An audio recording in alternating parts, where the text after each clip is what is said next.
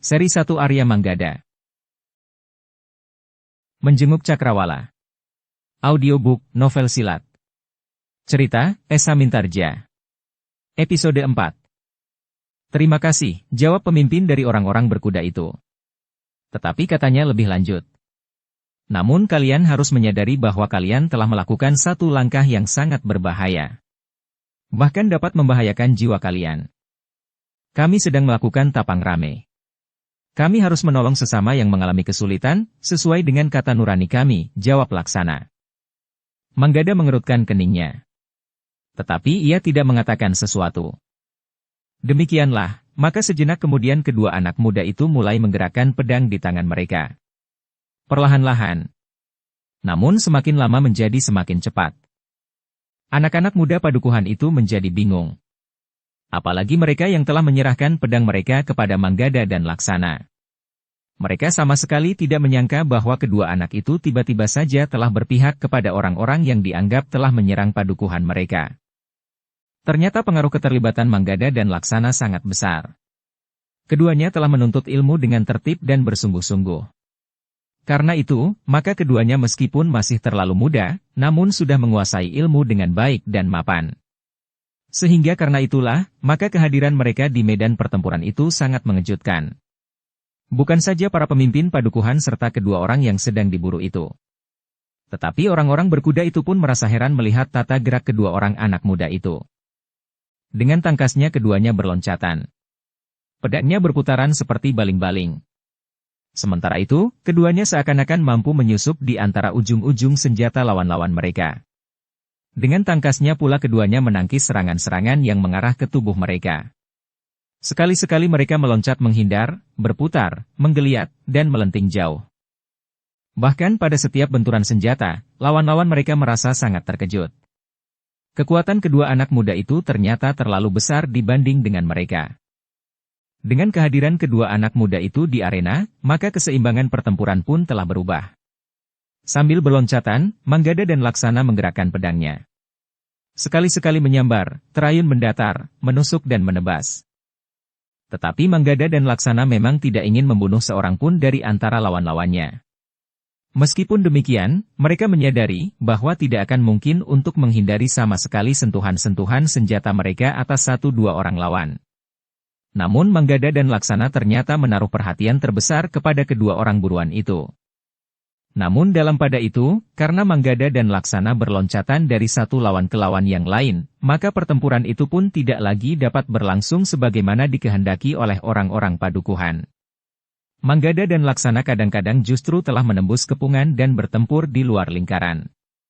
Dengan demikian maka perhatian orang-orang padukuhan itu pun telah terpecah. Justru dalam kekalutan itu, keduanya telah memasuki lagi medan yang dibatasi oleh selingkar orang-orang bersenjata sambil mengacu-acukan senjata mereka. Ki Bekel yang marah itu menjadi semakin marah. Dengan geram ia berkata, "Anak-anak muda, menyingkirlah. Jika kalian memang tidak tersangkut dalam persoalan ini, jangan mencari perkara. Apapun yang terjadi, kalian dapat meninggalkan dendam di hati orang-orang padukuhan ini." "Ki Bekel," berkata Manggada, "aku minta, tangkap kedua orang itu. Serahkan kepada mereka yang memburunya. Jika perlu Ki Bekel dapat meyakinkan kebenaran mereka dengan mengikuti mereka ke padukuhan mereka. Aku tidak sebodoh yang kau sangka. Jika kalian ingin menjebakku dengan cara itu, maka kalian akan kecewa," berkata Ki Bekel lantang. "Jangan berkata begitu Ki Bekel. Laksanalah yang menyahut." Lalu katanya, "Apakah kau sadari bahwa tuduhan itu merupakan satu penghinaan, seolah-olah kami termasuk manusia licik seperti kedua orang yang telah melarikan gadis itu?" Ki Bekel memang tertegun sejenak. Tetapi kemudian katanya dengan suara yang garang, "Cukup. Kau membuat kami semakin marah. Jangan menyesal jika kalian terlibat dalam kesulitan dan bahkan kau telah mempertaruhkan nyawamu untuk sesuatu yang tidak kau ketahui. Aku tahu pasti apa yang aku lakukan. Aku yakin bahwa Ki Bekel lah yang mempertaruhkan nyawa untuk suatu hal yang tidak kau ketahui," berkata Laksana. "Karena itu, mulailah berpikir, Ki Bekel. Selagi semuanya belum terlanjur, dan kau juga belum terlanjur mati." Kemarahan Ki Bekel bagaikan telah membakar ubun-ubunnya. Karena itu, maka ia pun telah berteriak, bunuh anak-anak muda itu. Tetapi yang terjadi justru sangat mengejutkan. Demikian Ki Bekel meneriakkan aba-aba itu, maka Manggada dan Laksana telah berloncatan semakin garang. Senjatanya terayun-ayun mengerikan. Beberapa orang telah terlempar dengan luka di tubuh mereka. Meskipun luka itu tidak terlalu dalam, tetapi pakaian mereka pun telah dikotori dengan darah. Sikap kedua anak muda itu memang mengejutkan. Orang-orang padukuhan itu tidak mengira bahwa kedua anak yang masih sangat muda itu mampu bergerak dengan cepatnya. Bahkan pada benturan-benturan senjata yang terjadi, orang-orang padukuhan itu merasakan bahwa kekuatan kedua anak muda itu ternyata sangat besar sehingga setiap kali ada saja senjata yang terlepas dari tangan. Ki Bekel memang menjadi heran. Tetapi ia tidak dapat menentang kenyataan yang telah terjadi itu. Anak-anak muda yang berada di Regol tidak mengira bahwa kedua anak muda itu justru akan melawan Ki Bekel dan orang-orang padukuhan mereka. Pemimpin dari anak-anak muda yang bertugas itu berdesis kepada seorang kawannya. Apakah kedua anak muda itu memang dikirim oleh orang-orang berkuda itu mendahului mereka? Mungkin saja, jawab kawannya. Keduanya ternyata telah berpihak kepada mereka. Pemimpin anak-anak muda itu mengangguk-angguk. Tetapi ia pun kemudian berkata, tetapi mereka hanya berdua. Kenapa Ki Bekel, Ki Jagabaya dan para bebahu tidak segera dapat menangkap mereka? Kawan-kawannya menggeleng. Tidak seorang pun yang dapat menjawab, meskipun mereka semuanya telah menduga bahwa kemampuan anak-anak muda itu memang sangat tinggi. Dalam pada itu, kedua orang yang sedang diburu oleh orang-orang berkuda itu pun menjadi cemas melihat kehadiran kedua orang anak muda yang memiliki ilmu sangat tinggi itu. Menurut pengamatan mereka, kemampuan keduanya justru lebih tinggi dari kemampuan orang-orang berkuda itu sendiri. Namun kedua orang itu masih berharap Ki Bekel dan orang-orang padukuhan itu akan mampu mengatasi keadaan. Bagaimanapun juga jumlah mereka jauh lebih banyak. Apalagi di antara mereka terdapat Ki Bekel, Ki Jagabaya dan mereka berdua. Namun kedua orang yang sedang diburu itu ternyata tidak segera mampu mengatasi lawannya. Meskipun kedua orang itu bertempur melawan seorang lawan, pemimpin dari orang-orang berkuda itu, namun ternyata bahwa orang itu memiliki kemampuan yang dapat mengimbangi kedua orang buruannya itu. Manggada dan Laksana yang mulai kehilangan kesabarannya telah bergerak lebih cepat. Darahnya yang mulai mendidih di dalam jantungnya telah membakar kemarahan di dalam dadanya. Karena itu, maka Manggada dan Laksana itu pun telah bergerak lebih cepat. Betapapun kemarahan bergejolak di dalam dada anak muda itu, namun mereka ternyata masih sempat juga menilai ilmu mereka masing-masing. Mereka masih juga sempat memperhatikan pengalaman mereka bertempur melawan banyak orang. Namun kadang-kadang dorongan kemarahan mereka telah menggerakkan senjata mereka, sehingga menyentuh tubuh salah seorang di antara lawan-lawan mereka.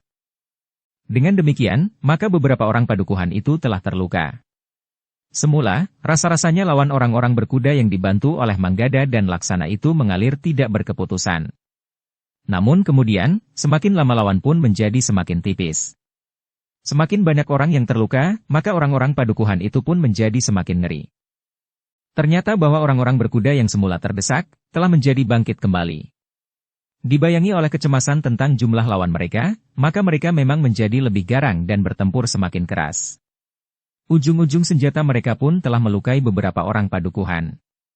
Namun pemimpin orang-orang berkuda yang harus bertempur melawan dua orang buruannya dibantu oleh beberapa orang padukuhan dari salah seorang buruannya ternyata telah menyentuh pundaknya meskipun tidak terlalu dalam.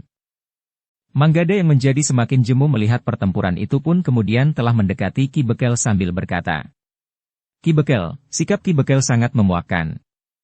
Jika Ki Bekel tidak mau mendengarkan usulku untuk menangkap kedua orang itu, maka aku sendirilah yang akan melakukannya. Aku Bekel di sini. Akulah yang berhak berbuat demikian. Tanpa izinku, tidak ada orang yang dapat berbuat sesuka hatinya, teriak Ki Bekel. Tetapi Laksana berteriak tidak kalah lantangnya.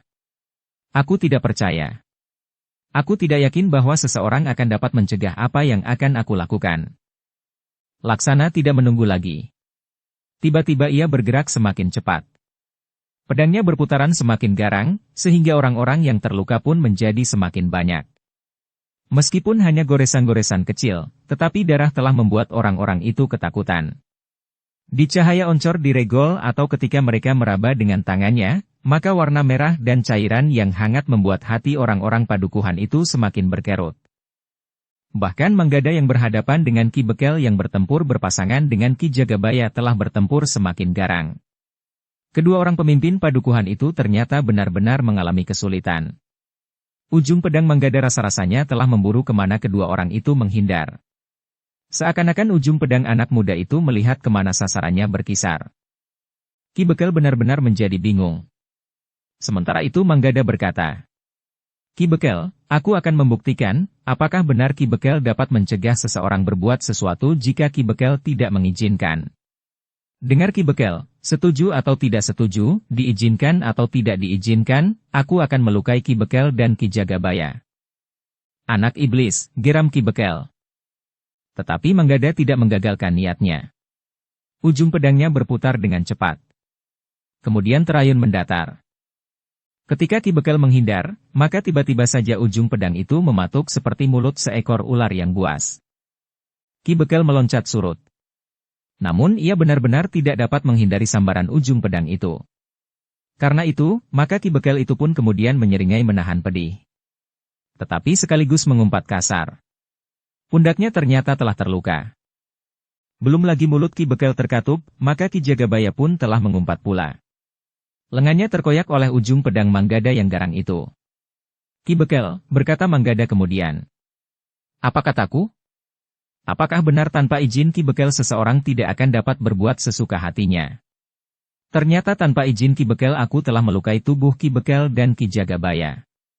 Nanti, jika aku ingin, tanpa izin Ki Bekel, maka aku akan membunuh Ki Bekel dan Ki Jagabaya, dua orang yang menjadi buruan itu akan dapat ditangkap dan dihadapkan kepada orang yang berhak mengadilinya. Jika kedua orang itu tertangkap, maka yang akan dapat diketemukan bukan hanya seorang gadis anak orang berkuda itu. Tetapi tentu beberapa orang gadis yang lain yang pernah hilang, akan dapat dikemukakan pula. Kemarahan Ki Bekel bagaikan membakar ubun-ubunnya. Tetapi ia menyadari, anak muda itu benar-benar berilmu tinggi. Sementara itu Laksana telah berada di antara orang-orang berkuda itu. Bersama Laksana, mereka ternyata telah berhasil mendesak orang-orang padukuhan yang mula-mula mengepung rapat dan berdesakan untuk menyerang mereka. Tetapi yang terjadi kemudian adalah sebaliknya, justru satu-satu orang-orang padukuhan itu telah meninggalkan arena, bergeser surut yang diantaranya justru telah terluka. Kedua orang yang sedang diburu itu pun telah melihat keadaan itu. Karena itu, maka dengan cerdik mereka telah membuat perhitungan. Mereka sama sekali tidak mengingat lagi akan harga diri mereka, seandainya mereka berbuat licik sekalipun. Karena itu, maka ketika mereka tidak melihat kesempatan lagi untuk berlindung di belakang punggung Ki Bekel dan Ki Jagabaya yang telah menjadi semakin terdesak, maka kedua orang itu telah memutuskan untuk melarikan diri. Mereka tidak berbicara dengan terang-terangan, namun mereka telah saling memberikan isyarat, sehingga kemudian kedua orang itu pun telah bersiap untuk meloncat meninggalkan arena. Ternyata bahwa kedua orang itu mampu mempergunakan kesempatan dengan baik. Untuk beberapa saat keduanya berusaha untuk memancing kekisruhan dalam pertempuran itu. Namun kemudian, dengan tiba-tiba saja keduanya telah meloncat berlari meninggalkan medan langsung menyusup ke dalam gelap. Mereka telah meloncat ke balik gerumbul liar, dan berusaha mengendap-endap dan menghilang di tanah persawahan. Jangan lari, teriak pemimpin dari sekelompok orang-orang berkuda itu. Orang itu berusaha mengejar. Tetapi beberapa orang masih saja menghalanginya. Jangan bodoh, geram pemimpin sekelompok orang berkuda itu. Kedua orang itu telah lari. Tetapi kekisruhan di arena itu memang sulit untuk segera disibakkan. Bahkan telah terjadi pula kebingungan. Tetapi demikian kedua orang yang meninggalkan arena itu meloncat ke atas pematang yang sudah agak jauh dari arena, maka langkah mereka tertegun. Di hadapan mereka, juga di pematang itu, berdiri dua orang anak muda berurutan menunggu mereka. Malam memang terasa cukup gelap. Namun kedua orang yang melarikan diri itu masih dapat melihat dalam keremangan malam, dua orang yang menunggunya itu. Keduanya pun harus berhenti. Yang terdengar kemudian adalah suara tertawa salah seorang dari kedua orang yang menghentikan mereka. Tidak terlalu keras, tetapi menyakitkan hati. Kalian akan melarikan diri, bertanya salah seorang di antara kedua orang itu. Dua orang yang diburu itu tidak terlalu gelisah menghadapi dua orang yang menghentikan mereka. Sementara itu, mereka menganggap bahwa orang-orang di padukuhan masih sibuk saling bertempur. Keduanya mengharap bahwa orang-orang padukuhan itu dapat menahan agar orang-orang yang memburu mereka tidak sempat mencari arah mereka menghindarkan diri. Tetapi ketika kedua orang yang menghentikan mereka itu maju lebih dekat, sementara yang seorang turun ke sawah dan maju lebih dekat lagi, barulah mereka menyadari bahwa kedua orang yang menghentikan mereka adalah kedua orang anak muda yang berilmu tinggi itu. "Setan," geram salah seorang dari kedua orang yang diburu itu. "Nah, kalian jangan mencoba melarikan diri," desis Manggada. "Kau harus bertanggung jawab atas segala perbuatanmu." "Anak-anak muda," berkata salah seorang dari mereka. "Kau tentu tahu bahwa orang-orang seperti kami tentu tidak berdiri sendiri. Kami adalah orang-orang yang bekerja dalam kelompok yang rapi.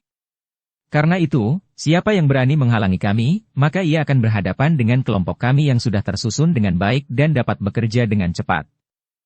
"Tetapi kau bukan orang penting di dalam kelompokmu itu," jawab Manggada. "Jika kau termasuk orang penting, kau tentu mendapat perlindungan. Kau tentu tidak akan mengalami kejadian seperti sekarang ini. Nah, jika demikian aku dapat menduga bahwa kalian justru telah diumpankan oleh kelompokmu agar kalian dapat dijadikan tumbal bagi mereka. Jika kau mati, maka habislah jalur yang akan dapat menelusuri kegiatan mereka." "Persetan," geram yang lain. "Kau jangan mencoba untuk menakut-nakuti kami dengan mengusik hubungan kami dengan kelompok kami. Kami adalah orang-orang terpercaya yang akan dapat menentukan hidup mati mereka. Jika demikian, maka kalian berdua seharusnya berusaha untuk mencari pelindung yang dapat menyelamatkan hidup kalian dari ancaman kawan-kawan kalian sendiri," berkata Manggada. "Omong kosong," geram mereka hampir bersamaan.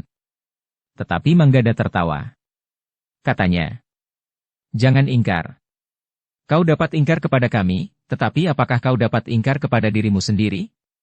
Manggada berhenti sejenak, lalu, "Menyerahlah.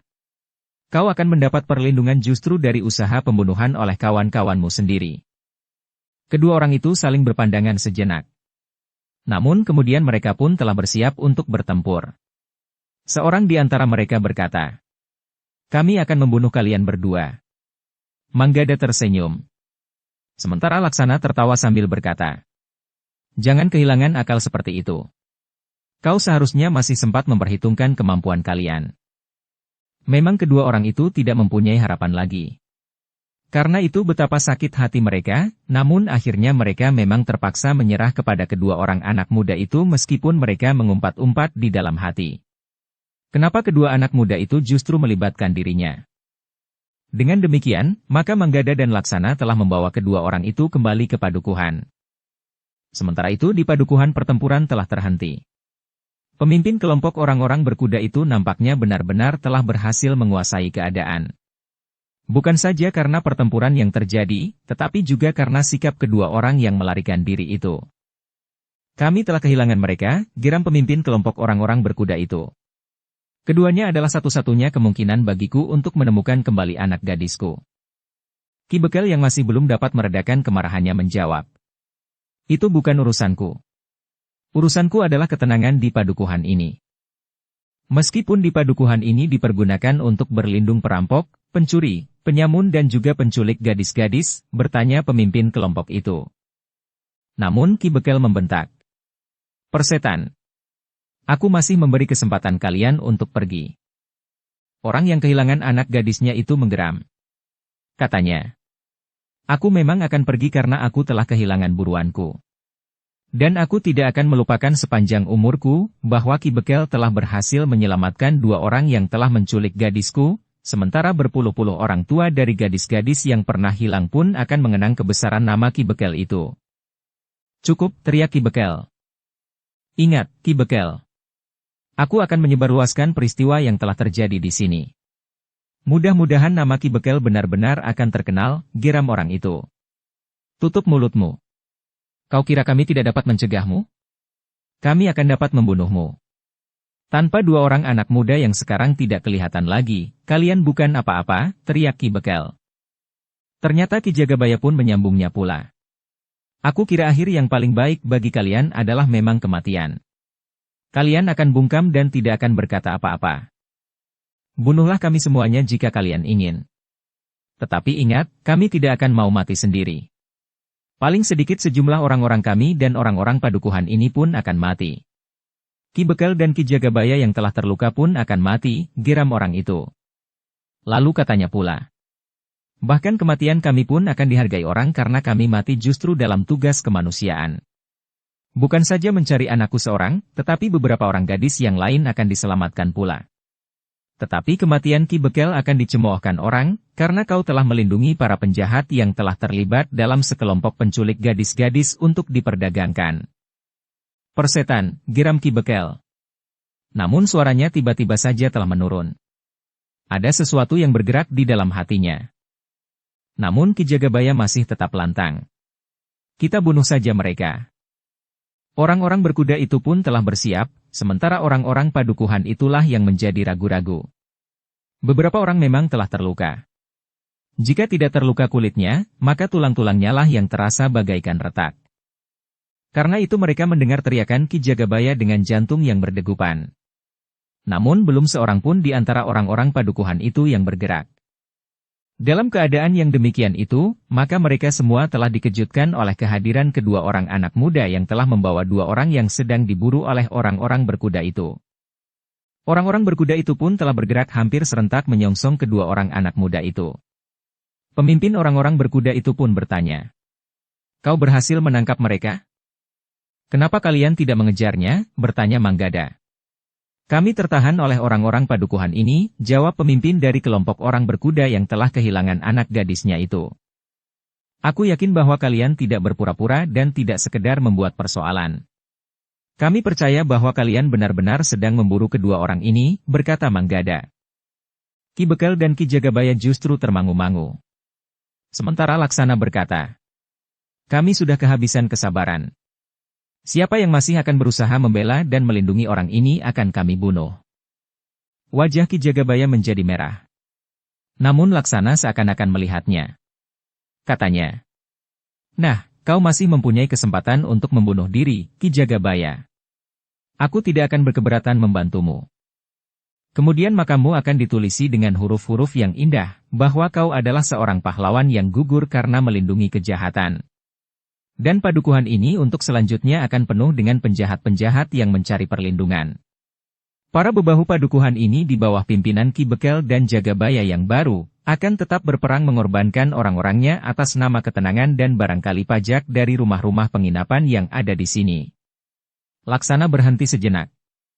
Namun kemudian katanya, "Nah, jika ada seorang pun yang mati sekarang ini, maka Ki Bekel dan Ki Jagabayalah yang menjadi pembunuh yang sebenarnya."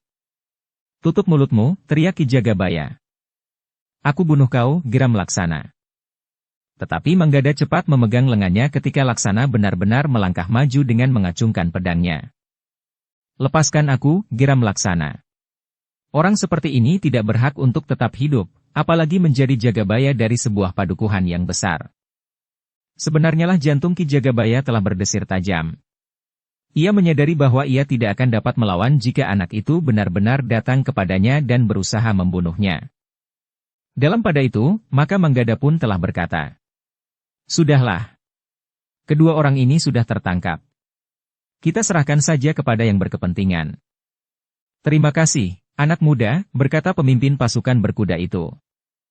Namun Manggada pun berpesan, "Kalian harus sadar, bahwa orang-orang seperti kedua orang itu tentu tidak berdiri sendiri.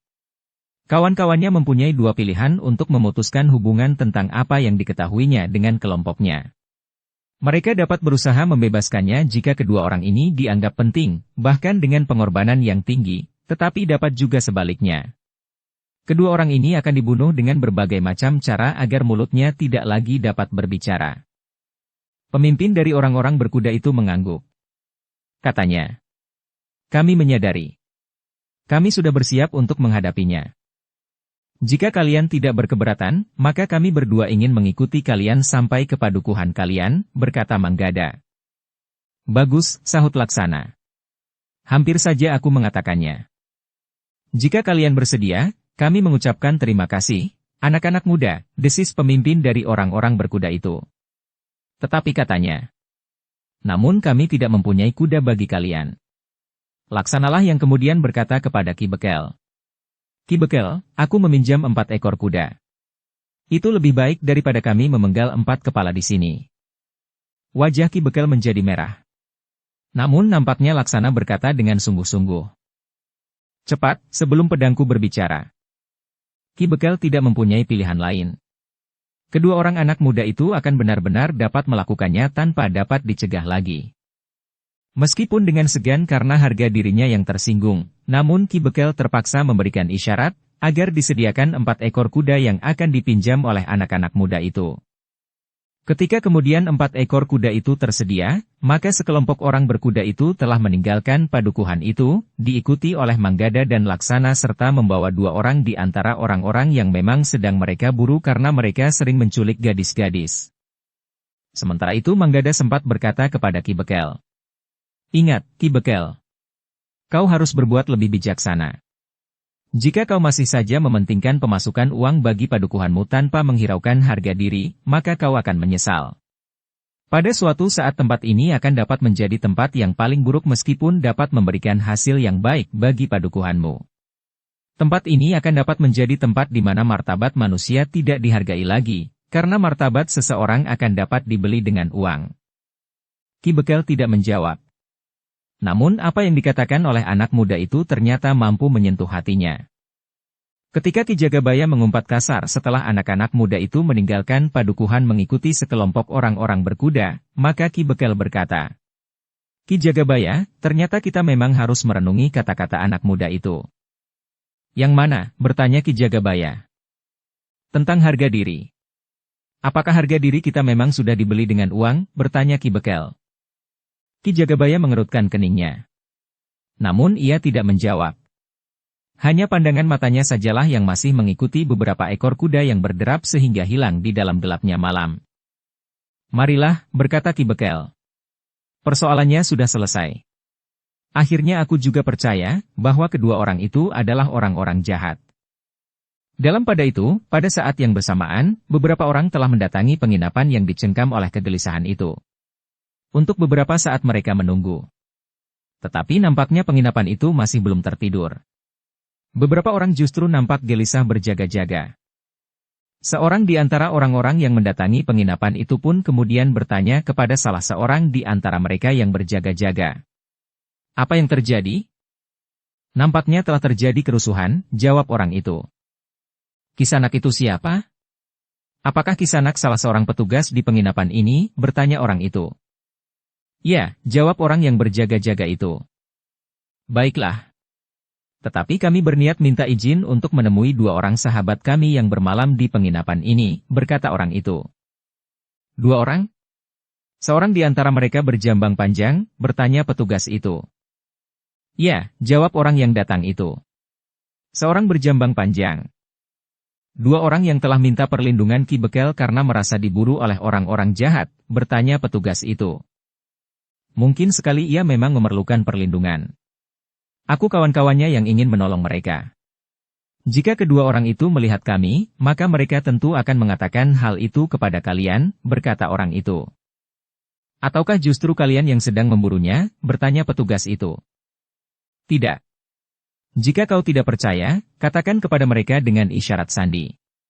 Katakan bahwa pedang bermata 2 telah datang, desis orang itu.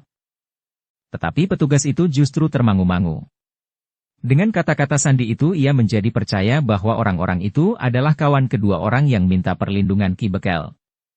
Karena itu maka petugas itu pun kemudian mengatakan, kemana kedua orang itu pergi bersama beberapa orang anak muda padukuhan dan bahkan dengan Ki Bekel dan Ki Jagabaya. Orang yang datang itu terkejut. Dengan tegang ia bertanya. Jadi kedua orang itu telah pergi ke Banjar? Ya. Selanjutnya aku kurang jelas. Menurut pendengaranku orang-orang yang memburunya itu telah datang, sehingga kedua orang yang kau cari itu harus mendapat perlindungan lebih baik, berkata petugas itu. Orang itu termangu-mangu. Namun ia pun kemudian berkata, aku akan berbicara dengan kawan-kawanku. Orang-orang itu memang menjadi cemas. Tetapi mereka menyadari bahwa Ki Bekel memang ingin memberikan perlindungan kepada kedua orang kawannya. Kita akan menunggu, berkata salah seorang dari mereka. Orang-orang itu pun kemudian telah mendapat izin dari petugas di penginapan itu untuk menunggu. Nampaknya para petugas pun selalu berjaga-jaga di penginapan itu. Dari para petugas itu, orang-orang yang datang ke penginapan itu tahu bahwa tidak setiap hari diadakan penjagaan yang ketat seperti itu. Justru karena ada sesuatu yang mungkin dapat menimbulkan kegelisahan, maka para petugas di penginapan itu telah bersiap-siap melampaui kebiasaan mereka. Beberapa saat kemudian, seseorang telah datang dengan tergesa-gesa. Orang-orang yang menunggu kedua orang kawannya itu melihat orang yang baru datang itu berbicara dengan para petugas yang mengerumuninya. Karena itu, maka orang-orang itu pun dengan serta-merta telah ikut pula mengerumuni orang itu. Jantung mereka pun telah menjadi berdebar-debar setelah mereka mendengar cerita orang itu, bahwa kedua orang yang mereka cari itu telah tertangkap dan dibawa oleh beberapa orang berkuda.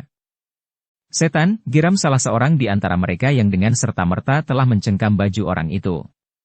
Kenapa kalian gagal melindungi kawan-kawanku itu? Orang-orang berkuda itu ternyata adalah orang-orang berilmu tinggi. Mereka dibantu oleh dua orang anak muda yang ilmunya justru sangat tinggi.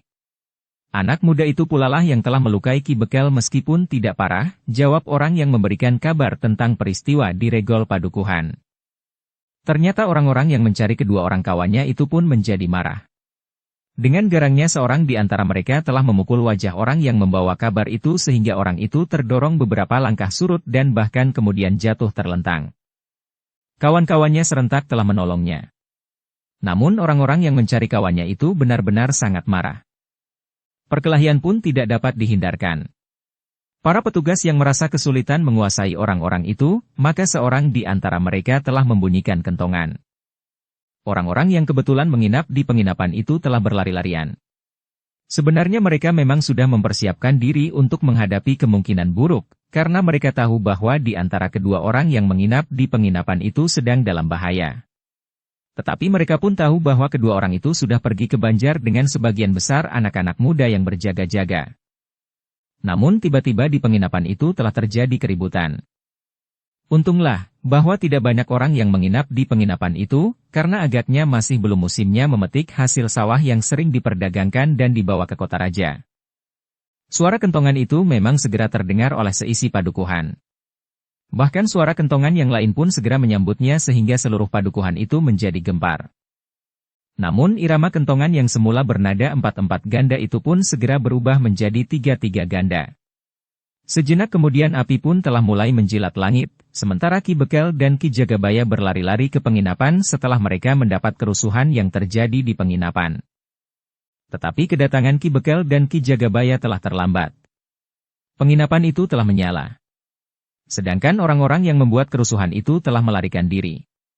Namun mereka telah meninggalkan 3 orang petugas penginapan itu terluka. Mereka adalah orang-orang berilmu tinggi, berkata salah seorang di antara mereka yang terluka itu. Ki Jagabaya hanya dapat mengumpat-umpat saja. Peristiwa-peristiwa yang terjadi berurutan di padukuhan itu merupakan peristiwa yang perlu mendapat perhatian dan penilaian dengan sungguh-sungguh. Sementara itu orang-orang padukuhan itu pun telah bekerja keras untuk berusaha memadamkan api yang menjadi semakin besar. Bahkan rasa-rasanya sulit untuk dapat dikuasai.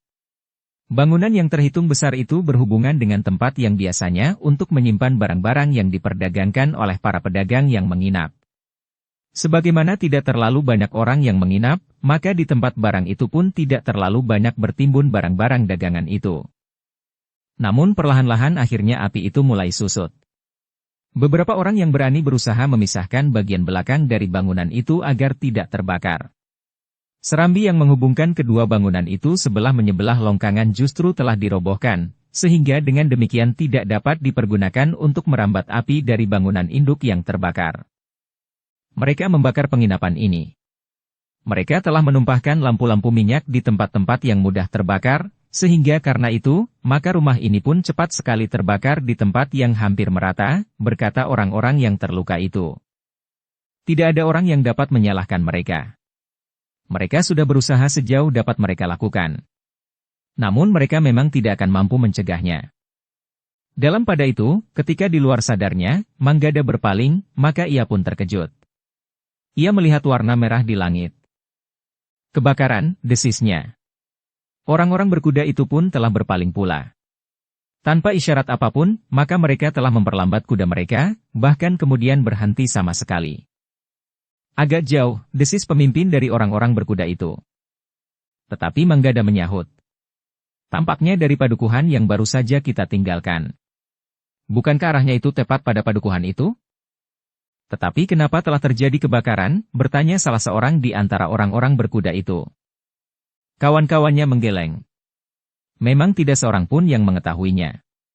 Kedua orang yang ditangkap itu pun tidak tahu bahwa kawan-kawan merekalah yang telah melakukannya. Namun nampaknya kedua orang itu cukup cerdik.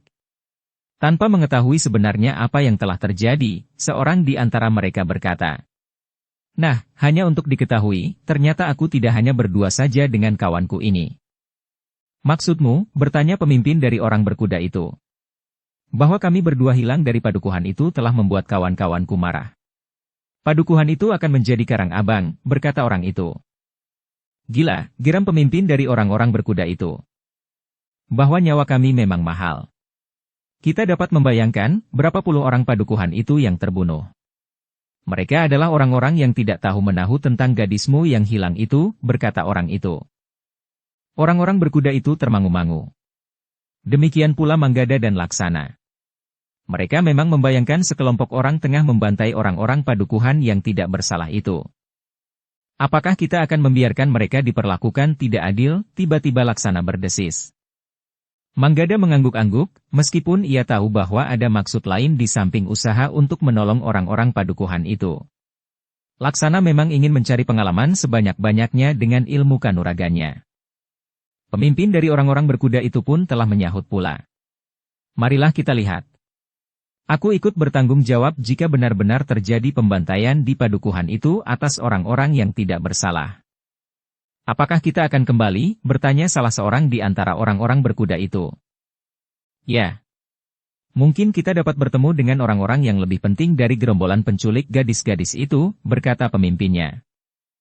Demikianlah, maka iring-iringan itu telah memacu kuda mereka kembali ke padukuhan yang terbakar itu. Namun ketika mereka menjadi semakin dekat, maka pemimpin dari orang-orang berkuda itu telah minta kepada kawan-kawannya agar kedua orang tawanan mereka itu diikat pada sebatang pohon yang terlindung di luar padukuhan. Dua orang di antara mereka harus mengawasi kedua orang itu. Pemimpin orang-orang berkuda itu berpesan, "Jika terjadi sesuatu, lepaskan anak panah Sendaren. Jangan hanya satu, tetapi beberapa." Kedua orang itu mengangguk. Namun mereka tidak mengawasi kedua tawanan itu di tempat terbuka. Tetapi keduanya juga menunggui kedua tawanan itu di tempat yang terlindung. Sementara itu, kawan-kawannya bersama Manggada dan Laksana telah berpacu memasuki padukuhan. Namun yang mereka temui bukannya sekelompok orang yang membantai orang-orang padukuhan itu. Tetapi beberapa orang yang telah membakar penginapan. "Syukurlah," berkata pemimpin dari orang-orang berkuda itu. "Aku membayangkan beberapa orang padukuhan ini menjadi korban tanpa bersalah. Karena itu aku kembali. Aku pun ingin bertemu dan berbicara dengan orang-orang yang aku kira kedudukannya lebih penting dari kedua orang yang telah aku tangkap itu." "Mereka sudah melarikan diri," jawab Ki Bekel. Orang-orang berkuda itu pun kemudian telah minta diri. Mereka akan meneruskan perjalanan mereka kembali ke padukuhan mereka untuk mengusut hilangnya beberapa orang gadis, yang mungkin akan mendapat perlakuan yang sangat buruk.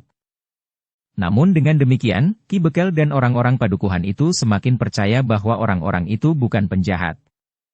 Mereka telah kembali meskipun agaknya mereka sudah agak jauh dari padukuhan itu ketika mereka melihat api. Sebenarnya mereka dapat berpacu terus tanpa menghiraukan orang-orang padukuhan itu akan mengalami kesulitan. Tetapi ternyata bahwa mereka telah kembali ke padukuhan itu untuk membantu. Setelah mengambil orang-orang yang terikat serta kedua orang kawannya, maka iring-iringan berkuda itu telah melanjutkan perjalanan mereka. "Berapa korban yang telah jatuh?" bertanya salah seorang dari kedua orang yang tertawan itu. "Korban apa maksudmu?" bertanya pemimpin dari orang-orang berkuda itu. "Bukankah kawan-kawanku telah membantai orang-orang padukuhan?" bertanya orang itu pula. Namun yang menjawab dengan cepat adalah Manggada. Katanya, "Kami telah kehilangan waktu tanpa arti sama sekali. Ternyata di padukuhan itu telah terjadi kebakaran. Dua orang pemabuk telah membakar rumah salah seorang di antara mereka, karena pemabuk itu bertengkar dengan istrinya." Kedua orang tawanan itu termangu-mangu. Ternyata pemimpin dari orang-orang berkuda itu pun tanggap. Karena itu maka ia telah menyambung. Ki Bekel yang lagi bingung telah mengambil tindakan yang sangat keras terhadap kedua orang pemabuk itu. Apakah mereka dibunuh? Salah seorang dari kedua orang tawanan itu bertanya. Tidak. Tetapi keduanya telah diikat pada tiang bambu di halaman Banjar, jawab Manggada. Kedua orang itu terdiam. Tetapi nampaknya mereka menjadi kecewa. Ternyata kebakaran itu tidak ada hubungannya dengan langkah-langkah yang diambil oleh kawan-kawannya. Kuda-kuda itu pun kemudian telah berpacu semakin cepat. Mereka telah kehilangan waktu beberapa saat karena mereka telah kembali ke padukuhan itu. Tetapi mereka pun masih dapat bersyukur bahwa tidak ada orang-orang yang menjadi korban dan terbunuh, meskipun ada juga yang terluka. Namun yang tidak pernah diperhitungkan itu pun telah terjadi. Ketika kuda-kuda mereka tengah berpacu di bulak panjang, maka mereka telah melihat dua buah obor yang menyala di tengah-tengah jalan. Bahkan ketika mereka menjadi semakin dekat, maka obor-obor itu pun telah digerak-gerakkan oleh tangan yang memegangnya. Siapa? Bertanya pemimpin kelompok itu seakan-akan kepada diri sendiri. Tetapi yang terdengar adalah suara kedua orang tawanan itu tertawa hampir berbareng. Seorang di antara mereka berkata, "Nah, sekarang kalian harus percaya bahwa kami berdua tidak dibiarkan sendiri menghadapi kesulitan seperti ini." Persetan, geram Laksana. Namun tiba-tiba ia pun berkata, "Berhenti. Kita berhenti sebentar." Meskipun orang-orang berkuda itu tidak mengetahui maksud Laksana, namun mereka pun telah berhenti. "Untuk apa kita berhenti?" bertanya pemimpin kelompok orang-orang berkuda itu. "Mungkin yang menghentikan kita di depan itu ialah kawan-kawan kedua orang ini," berkata Laksana. "Memang mungkin sekali," salah seorang dari kedua orang tawanan itulah yang menjawab. Katanya pula, "Bahkan pasti." "Baik, jika demikian maka kita harus mengambil langkah-langkah pengamanan," berkata Laksana. Kedua orang tawanan itu terkejut. Mereka sama sekali tidak menduga bahwa anak muda itu ternyata mempunyai ketajaman penalaran sedemikian jauh. Namun keduanya tidak sempat menolak ketika Laksana kemudian meloncat turun dan berkata, "Aku akan mengikat mereka." "Bagaimana kami dapat naik kuda dengan kedua tangan terikat?" berkata salah seorang dari mereka. "Kalian tidak akan naik kuda. Jarak kita dengan obor itu sudah terlalu dekat. Kalian akan berjalan kaki sampai ke tempat itu. Baru jika ternyata yang kita jumpai di sana orang lain, maka kau akan kami lepaskan kembali," berkata Laksana yang kemudian membentak. "Turun." Kedua orang itu harus meloncat turun. Namun dalam pada itu tiba-tiba saja beberapa orang telah berloncatan dari dalam kegelapan. Laksana menarik nafas dalam-dalam. Ternyata orang-orang yang menghentikan mereka itu pun mempunyai perhitungan yang cukup rumit. Namun demikian Laksana tidak menyerah. Ia pun kemudian berkata kepada pemimpin kelompok orang-orang berkuda itu, "Layani mereka. Aku akan mengikat keduanya." "Tidak," berkata salah seorang di antara orang-orang yang berloncatan mengepung mereka. "Jika hal itu kau lakukan juga, maka kau akan menyesal." "Kenapa aku menyesal? Aku mengikat tawananku sendiri." "Apa hubungan kalian dengan tindakanku ini?" bertanya Laksana. "Kedua orang itu adalah kawan-kawanku. Aku minta kalian serahkan kedua orang itu kepadaku. Kemudian kami akan membiarkan kalian lewat," sahut orang yang agaknya pemimpin kawan-kawannya itu. Laksana termangu-mangu sejenak. Sementara itu ternyata obor di kejauhan telah padam. Beberapa saat ketegangan mencengkam sekelompok orang-orang berkuda yang membawa dua orang tawanan itu. Namun pemimpin mereka pun kemudian berkata, "Jadi kedua orang ini kawan-kawan kalian?" "Ya," jawab orang yang mencegat mereka itu. "Adalah kebetulan sekali," jawab pemimpin orang-orang berkuda itu. "Aku menginginkan orang yang dapat menunjukkan kepadaku di mana gadis-gadis padukuhanku yang telah kalian culik." "Jangan terlalu bodoh," berkata pemimpin dari orang-orang yang mencegat itu. "Kau tahu bahwa pertanyaan seperti itu tidak akan dijawab. Sekarang, serahkan kedua orang kawanku itu. Kami tidak mempunyai waktu untuk berbicara panjang lebar tanpa ujung pangkal." "Tidak," jawab pemimpin kelompok dari orang-orang berkuda itu. "Kami tidak akan pernah memaafkan orang-orang yang dengan tanpa perikemanusiaan telah menculik gadis-gadis." "Ada dua kemungkinan," berkata orang itu. "Memaafkan mereka yang telah menculik gadis-gadis atau mati di sini." "Persetan," geram Laksana. "Aku akan mengikat mereka. Sekali lagi aku peringatkan. Jangan lakukan. Tetapi yang dilakukan oleh Laksana justru mengejutkan. Tiba-tiba saja ia telah mengetuk pundak kedua orang itu, kemudian dengan ujung-ujung jarinya yang merapat ia telah mengetuk punggung kedua orang itu. Demikian cepatnya sehingga kedua orang itu tidak sempat menghindar atau melawan. Pada ketukan yang ketiga di lambung kedua orang itu telah membuat mereka perlahan-lahan berlutut dan kemudian terbaring di tanah.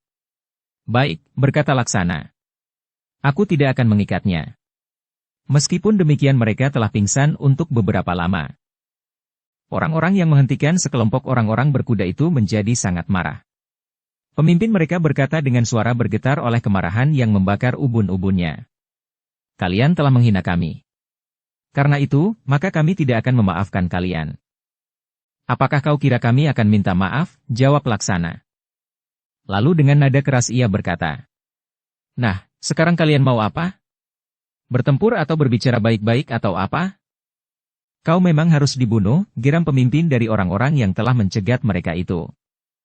Laksana justru membentak. Lakukan. Kenapa kau hanya berbicara saja? Sementara itu pemimpin dari orang-orang berkuda yang mencari anaknya yang hilang itu berkata, marilah. Kita akan menentukan siapa yang akan menang. Tetapi ingat, bahwa kami memerlukan kalian untuk menunjukkan di mana gadis-gadis kalian sembunyikan.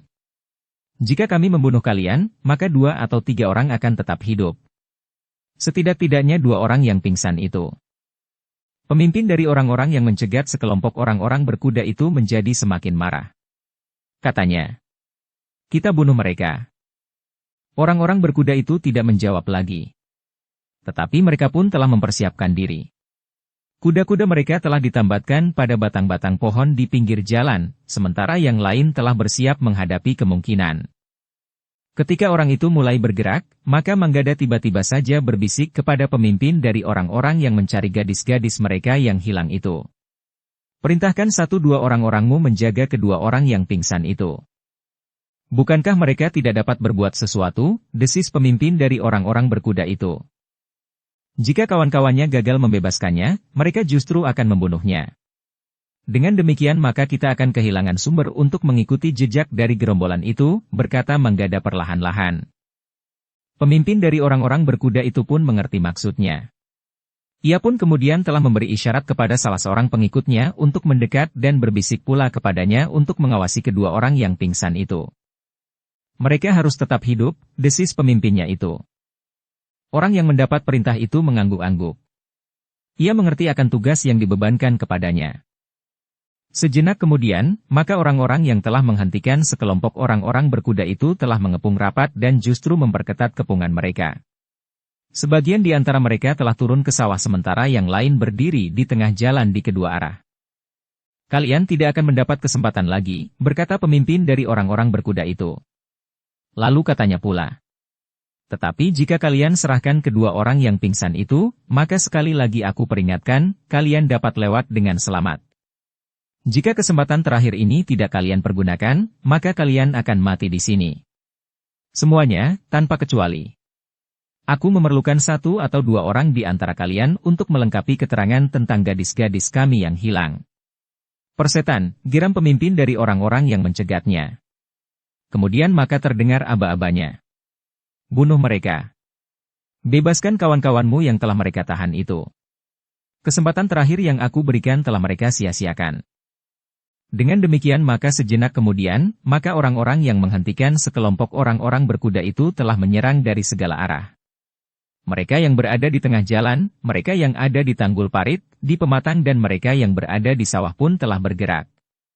Dalam keremangan malam, maka senjata mereka berkilat oleh cahaya bintang di langit. Sementara itu beberapa orang telah berloncatan sambil berteriak. Namun nampaknya suara mereka yang ribut itu tidak akan didengar oleh orang-orang padukuhan yang jaraknya cukup jauh. Bulak itu memang terlalu panjang. Tetapi orang-orang berkuda itu telah siap menghadapi segala kemungkinan. Jumlah mereka memang lebih sedikit dari orang-orang yang mencegatnya.